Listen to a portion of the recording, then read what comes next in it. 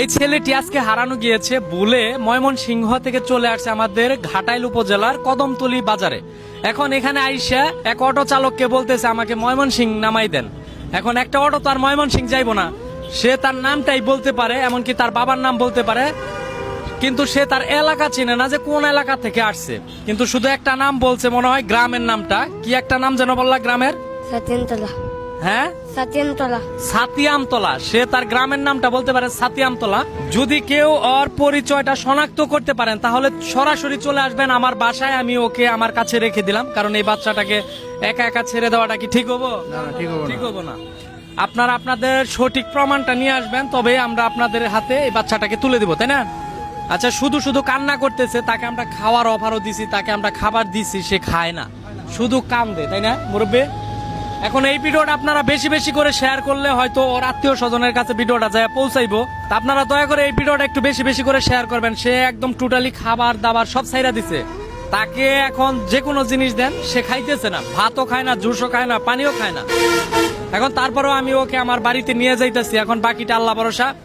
আপনারা একটু দয়া করে এই ভিডিওটা বেশি করে শেয়ার করবেন যাতে তার মা বাবার কাছে। জি মুরব্বী,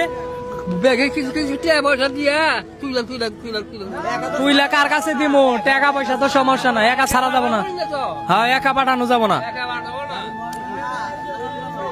সম্ভবত ছেলেটা মাদ্রাসায় পড়ে। হ্যাঁ, ও আচ্ছা, তোমার নাম যেন কি? শামিম। শামিম। আচ্ছা, ছেলেটার নাম হচ্ছে শামিম, ওর গ্রাম সম্ভবত সাতিয়ামতলা ময়মনসিংহের, কিন্তু এটা কোন উপজেলা সেটা আমি জানি না।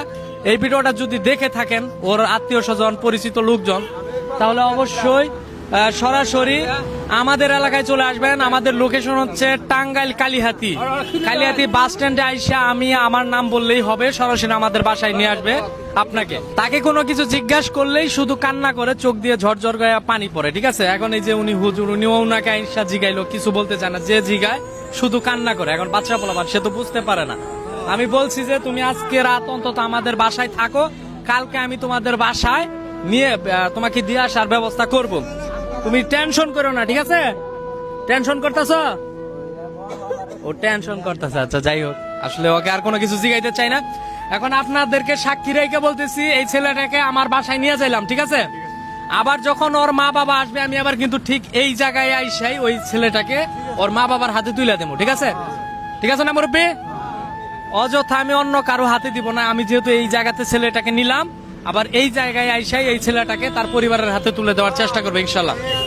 আর দয়া করে আপনারা ভিডিওটা বেশি বেশি করে শেয়ার করেন যাতে এই ছেলেটা তার মা বাবাকে খুঁজে পায়, কারণ অনেক কান্না করতেছে। এখানে আসার পর আমি দেখলাম সে শুধু শুধু কান্না করতেছে, কারণ অবশ্যই খারাপ লাগবেই, খারাপ লাগারই কথা, যেহেতু সে তার মা বাবাকে খুঁজে পাচ্ছে না।